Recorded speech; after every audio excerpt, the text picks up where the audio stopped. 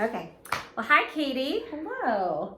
It's us again in the same outfits. All right. Well, so I know that you do a lot of work with anger and helping people work with anger. So tell me a little bit about what I should know about anger and why we would even need to work with it. Yeah, absolutely.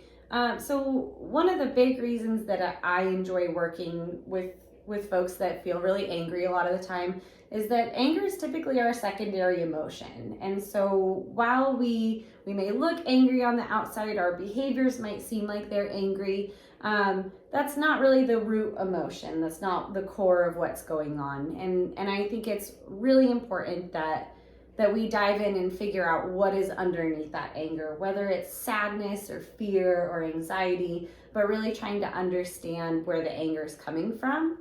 And so, as a society, especially for boys and men, anger is a way more acceptable emotion to outwardly show.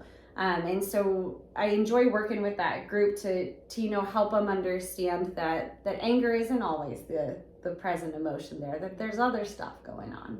Okay. All right. So I like that. So it's kind of understanding what's driving the bus with the anger. And then, so I know you work with kids, like older kids and teens. And I'm curious, how would you help a kid to understand their anger and deal with it differently? Yeah, definitely. So one of the things that I like to bring in is what we call the anger iceberg. Okay. And what we do is we'll, bring out the colors, bring out whatever art supplies we need and draw out an actual iceberg. Now on the top of that iceberg, I have them take some time to identify, what do people see? Because that's at the top of the iceberg. That's what everybody gets to see. They don't get to see the bottom.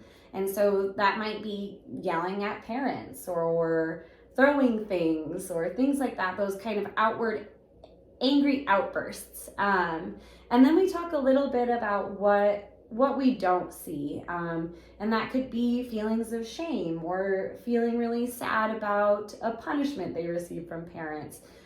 Things like that aren't visible, but they do exist, and trying to bring a lot more of those to light than the behaviors we're seeing. Okay. Yeah.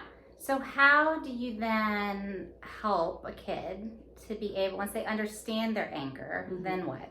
Yeah, so some of that is doing some impulse control work too, because usually at that time, the throwing things, that's an impulse we have to express our anger. And so we work on a lot of stop and think, and then we incorporate some communication skills too about talking about those other feelings of sadness, of shame, of fear. And I have some games that I do that can help us build some comfort in talking about those feelings, because sometimes when you haven't talked about them, it can feel pretty hard to talk. Yeah. And so do you have any tricks for helping people that maybe don't have words for their feelings to put words to it? Yeah, and so a part of that too is identifying, what it feels like in the body, so we can start connecting the words to it. So understanding, and this is a common one that I found with kids, is like when your heartbeat is racing, understanding that can sometimes mean anxious, for example. And so connecting the body sensation to the actual word can help them get better acquainted with their emotions and can help them better identify what they're feeling so they can talk about it. Yeah, when I get mad, I get like a lot of energy in my arms and I get flushed in my face. Yeah. So that body stuff, but it can be hard at the beginning to realize that, because you just get overwhelmed with the sensation. Yeah, so exactly. Yeah, cool. All right, great. Well, thank you, Katie, for sharing with us a little bit about anger.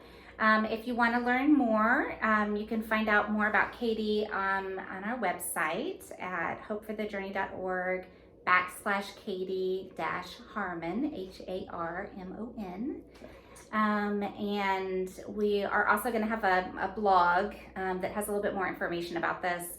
if you want to dive in and find out a little bit more about anger.